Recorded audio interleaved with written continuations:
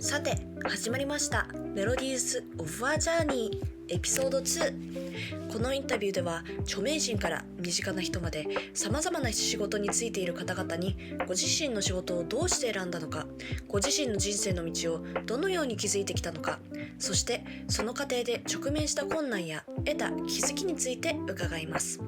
将来に悩む学生として私は仕事やキャリアをどのように見つけるのか、自分の興味をどのように追求すればいいのかを考えるきっかけになればと思い、この番組を始めました。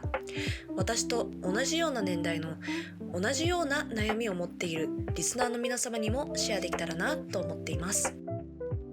さて第2回のインタビューにはピアニストの炭谷なおみさんをお迎えします。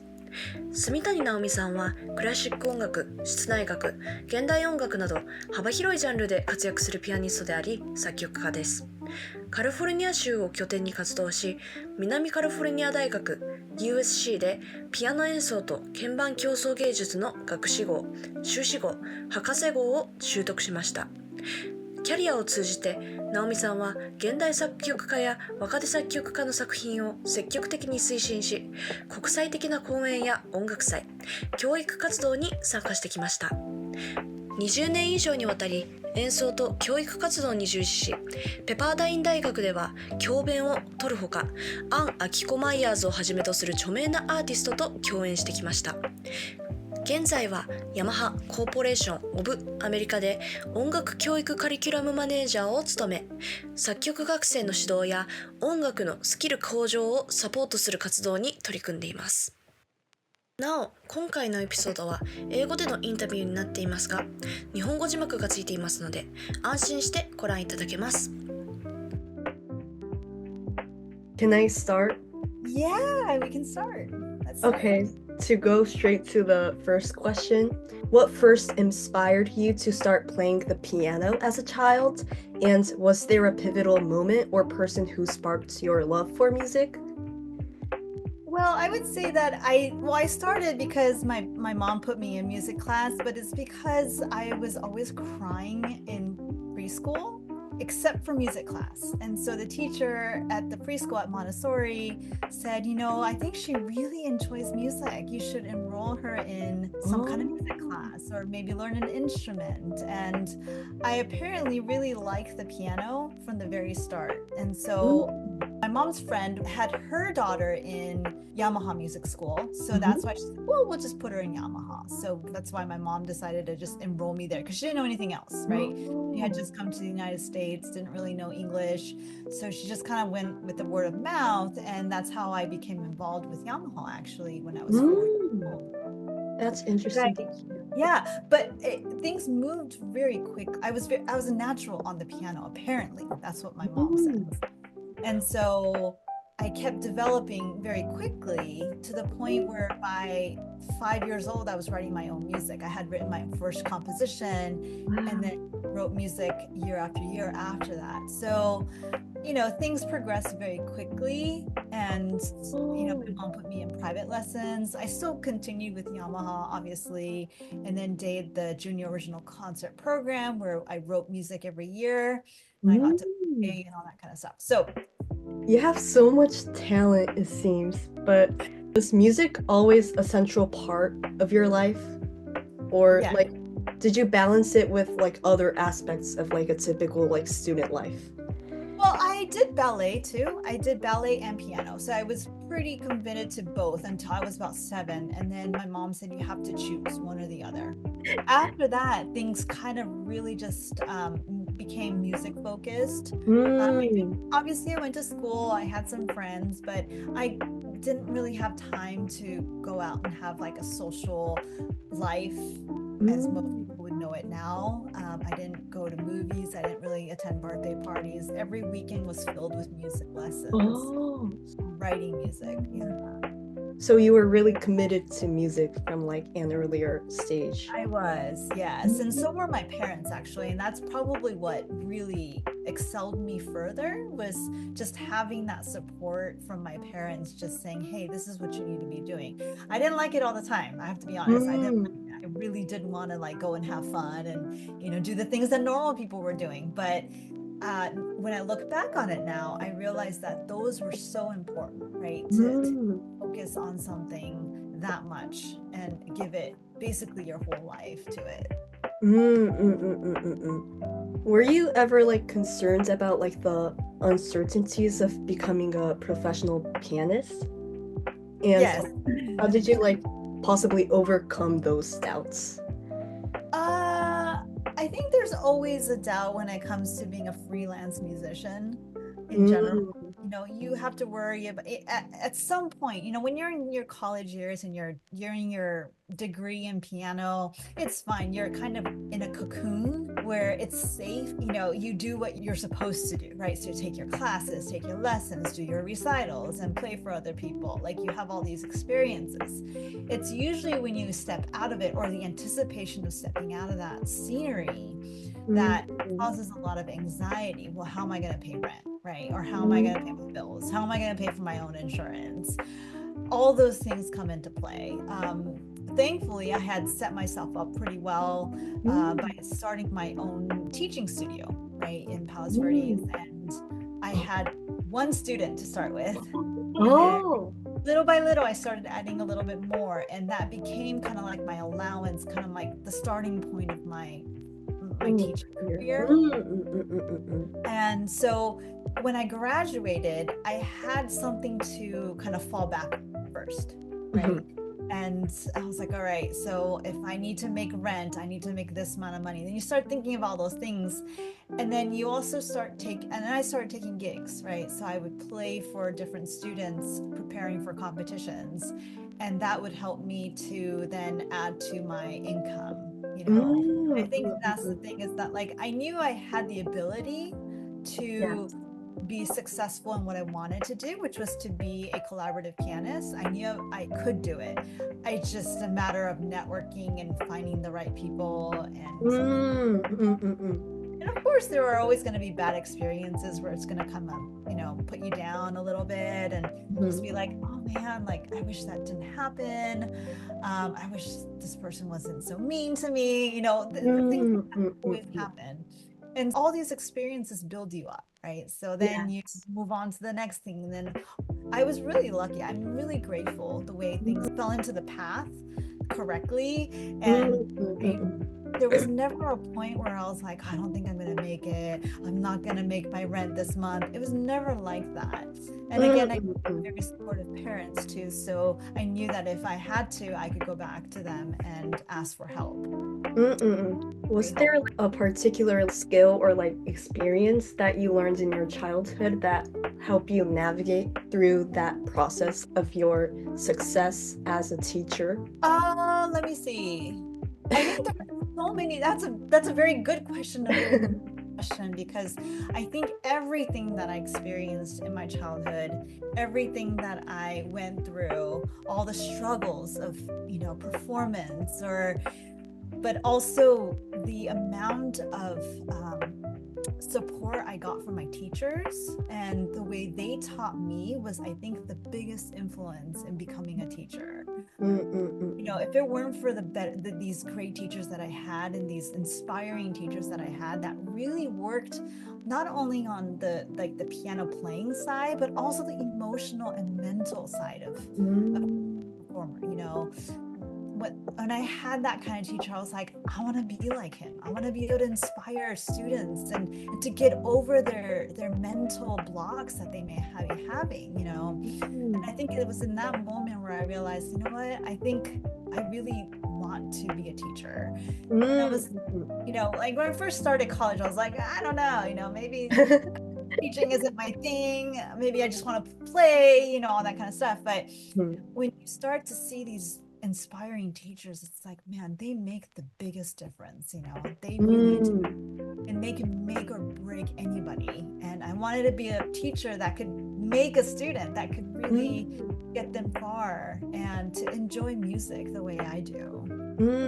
I'd say a lot of these are just an accumulation of everything, you know. Oh, so you had that realization after you grew up and like graduated college? Yeah, I wasn't, it's back then, generation is different, it's not as it wasn't as competitive. It wasn't as like, I gotta get on this path, this life path and all this kind of stuff. There was none of the big ambitions that, you have these days were there when I was growing up. It was just more very carefree, you kind of just figure out what you want to do. And if you think you have a talent in that, might as well just go into that and see where it leads you. That was sort of the vibe of my generation.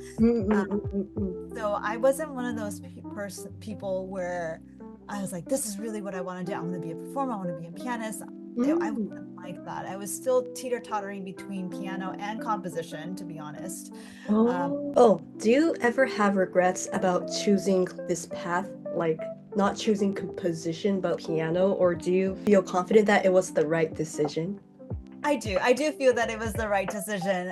Composition doesn't come as easily as other like composers, like most composers would.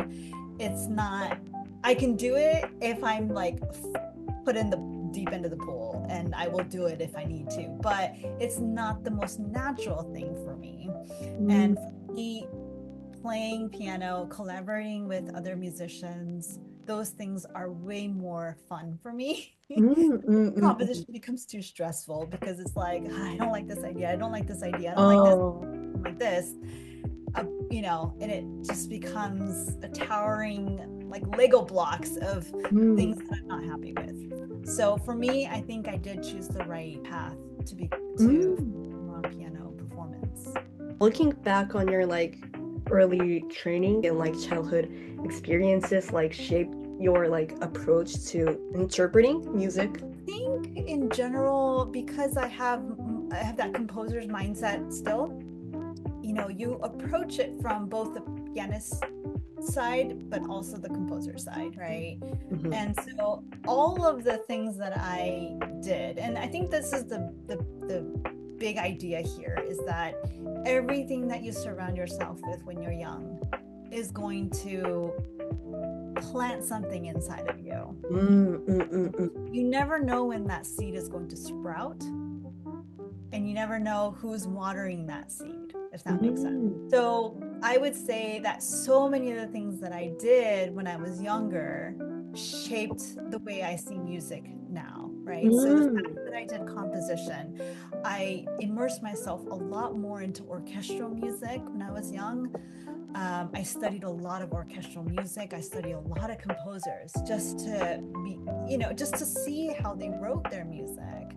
I particularly know that Ravel was a huge influence on me for a very long time. And I think, those composers shaped the way I hear music, I write music, and I play music. The idea is that, when I see music now, and when I'm learning new music, I think that's where things come into play, because we can all play Chopin, we can all play Mozart, and we're all influenced by the things that we are taught in our young age, right? So that's okay. But what do you do with the piece of music that you have never seen before, that nobody has ever heard before? What do you do with that? So I'll give you an example. Before COVID, I had to learn a very contemporary piece by a composer named Charles Warren. It was a 2-piano piece. It's about a 25-minute piece, and this is the most difficult piece I have ever had to learn. Very contemporary. I mean, you're talking dissonances everywhere. If you hear a consonance, you're probably playing the wrong playing, actually. So it was one of those things where I had 2 weeks to learn a 25-minute piece. I practiced about 10 hours a day, nonstop. And that was just to learn the notes, right? And as a pianist, we have to take it beyond just knowing the notes. We have to actually put expression and our interpretation on top of it. And what do you do, right? So then you kind of approach it from a composer's point, where it's like, okay, well, what did the composer really want? Really dig deep into that. What are his dynamics? Like all of those. What is it that he's trying to imagine here? What is the character that he's trying to give? And then you start to put in your own expression, right? So in a way, interpreting new music is very different from interpreting music that has already been played many thousands, millions of times. So it was very thrilling, actually, and it made me kind of be like, oh, well, pretty much I can put what I think I want into the music, as opposed to, hey, you can't do that, like, you know, don't, that's not allowed, like, you shouldn't play it like that, like, there's none of that. And so you the blank state, which I thought was really cool, in my opinion. The next year, the composer actually ended up writing another 2 piano piece for me and my friend, but it was a commissioned work, and it was then, you know, it was brand new, like nobody had ever heard of it in New York. And he heard us play, and he just said, I love it, I love the interpretation. And so I think all of the things that you learn as a classical pianist, learning how to play Mozart, learning how to play Chopin, Liszt, all these different composers, all lead to this point. Like, if you're not playing new music and if you're not performing those, and you're not, you know, putting them out into the world, kind of like, you're not, I feel like we're not doing much good, right? So I really support composers. I support new composers, young composers that are trying to get their music out there, to try to create something new. And I'm really, like, just really happy to have been a part of all of that through Yamaha, because that's what they do. They really promote young composers. So, and I work with them. I work with them to perform their music. How do you make your own piece sound good? Like, as a pianist, you know, that's what they have to do. It's like, they write their music, then they have to play it. And sometimes there's like a little wall between them as a composer and a pianist. It's very difficult. And you say, well, if I were to play your music, this is what I would probably do, right? And they're like, oh my gosh, I didn't even think about that. So again, you're kind of putting everything that you've learned from your experience playing classical music into new things. And I think that's what makes performing actually really interesting. So that interest sparked as you learned new music in your childhood, or like, is that a thing that developed after you grew up and start your career as a pianist? Yeah, that's a good question. So most of it actually came later in my life, but I would say that the foundation to anything is very, very important. If you have a solid foundation, then you can start adding on top of that. When you have a weak foundation, even if you try to add something on top of it, it tends to fall apart. You know, so that's what I would probably say, is that any, you know, as a young student, like, even if you're learning music right now and you're like, why do I have to play hand-in exercises all the time? Why do I have to do these exercises, these, you know, technical exercises, or why do I have to do this? Well, that's what makes your foundation super, super solid. And on top of that, you start adding, and then you just grow. You keep growing, and there's no stop in growing. Do you have any advice for people who haven't like figured out how to build that foundation and aren't still sure about their like interests and stuff? You know, if you're not sure where you're headed, I think what I first want to say is that it's okay not to be sure. Sometimes we can be unsure for our entire lives, you know, or for at least half of our lives we're kind of unsure. And it's also okay to choose something and change your mind. A lot of times we think, well, I chose this, so that's how I need to go. Like, this is the path that I need to go on. No, it's not that, you know. There's so many things out there in life that may pull you in different directions. So what I would say is, you have to follow your desire, right? Follow where your desires lead. And if that's music, awesome, you know, great. But the thing is, music requires good foundation. Foundation that is necessary, the technical foundation, or the knowledge, the ability to do certain things, you know, that's super duper important when it comes to music. Unfortunately, we can't just bypass that as much as we all want to, you know. We all want to be, you know, the next Taylor Swift, but even she has good foundation that has developed things that we don't know about her, you know, her childhood, what kind of upbringing does she have? So when you think about that foundation, where you're in right now as a young musician, you don't know where you want to go, you don't know what to pursue. I would say just keep on it, keep on it, be persistent and be disciplined, I think is the biggest thing. It's like kind of wavering back and forth between these things. It's always going to be wavering. But what I really enjoy doing this, so let me focus on it. So the focus and the discipline is, I think, what's going to get you far. Now, that doesn't mean that you have to keep going in that direction. If something else grabs your attention and you're like, well, I can use my talent in this way, by all means, that's awesome. And when you're 40 years old and you're like, you know what, I think my talent is being called in that direction. It's okay to change directions, and life will, life is unpredictable. You just never know what will happen. So be flexible and be open to possibilities of different things. Okay. Take on the challenge. That's the one thing I wanted to mention, is that so many of the things that I did were through various challenges, right? Nothing ever came easy. It was years that we put in order to reach success, right? So nothing ever comes easily. So if you're ever at a point where you feel challenged, that's actually probably the best thing you could experience in your young life, is that those challenges are only going to make you stronger. I think that's what is, at least from my experience, that's what is fun. So these negative experiences, they sucked. I'm sorry to say it, but they sucked, and I don't wish it on anybody else, but at the same time, it's made me who I am today. Like, as you go through those challenges, what helps you stay motivated on that path? That's a good question. There were a few things that helped me. My teacher and my mentor when I was younger. Anytime I had a teacher, anybody I got to talk to. So we all know that people who are older than you have more experience than you, and they've gone through very similar experiences.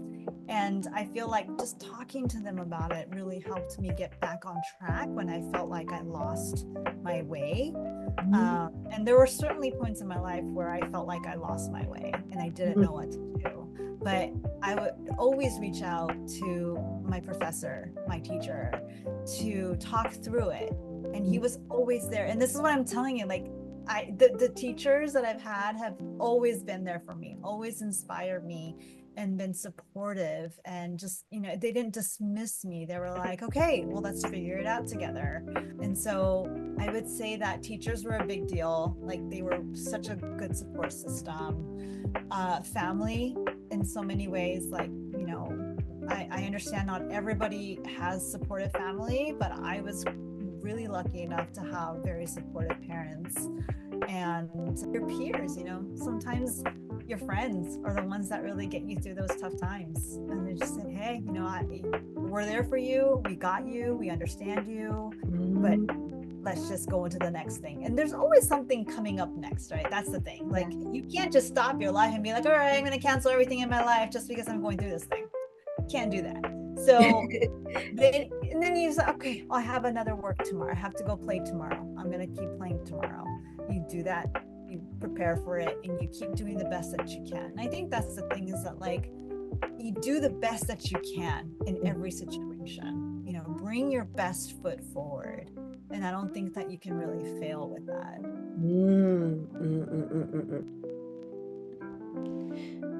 Okay, well, I think we'll wrap things up around here for today. So once again, thank you so much for sharing your valuable insights with us today. Yeah, you're welcome.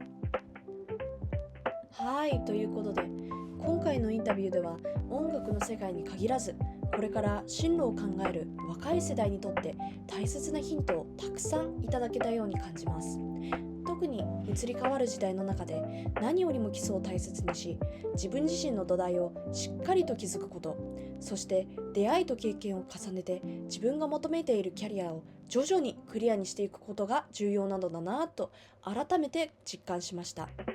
どんな道を選ぶにしても恐れず自分のペースで少しずつ積み重ねていくことの大切さを教えていただいたように思います。次回は毎日放送のテレビアナウンサー松井愛さんに彼女の歩んできた道のりについて伺います。また次回のエピソードでお会いしましょう。バイバイ。